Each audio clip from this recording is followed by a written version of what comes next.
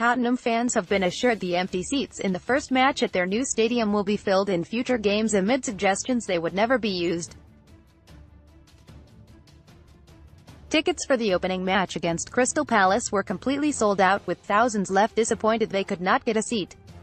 The front two rows of seats remained empty for the Crystal Palace match, but Tottenham insist they will be used in future matches, so the side of two rows left empty across much of the £1 billion venue left many puzzled, with some claiming they could not ever be sold because of the height of the pitch.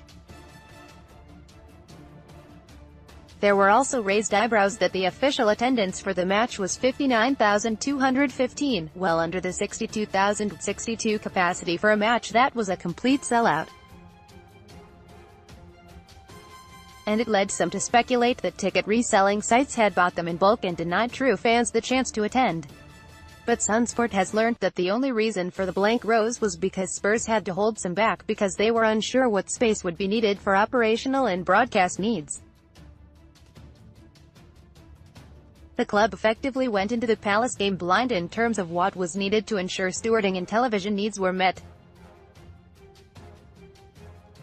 Actual attendance figures published by Spurs reflect the total of people entering through the gates, rather than the tickets sold number quoted by other sides such as Arsenal. As they learn more about the way the venue is used on match days, more areas will be opened up to supporters to snap up seats. And there is absolutely no difference to the maximum capacity whether the ground is in football mode or, for example, NFL mode with an artificial surface 1.5 meters lower than the floating grass pitch. More tickets were already available for the Champions League quarter-final clash with Manchester City next week than were on offer for the Palace match.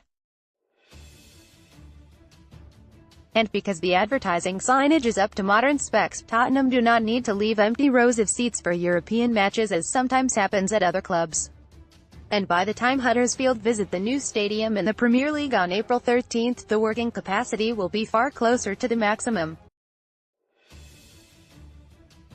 Actual attendance figures published by Spurs reflect the total of people entering through the gates, rather than the tickets sold number quoted by other sides such as Arsenal. So the club are fully confident they will be playing in front of packed houses by the end of the season and in the future. The only other issue that will affect the amount of seats available to fans will be some that are lost to segregation lines between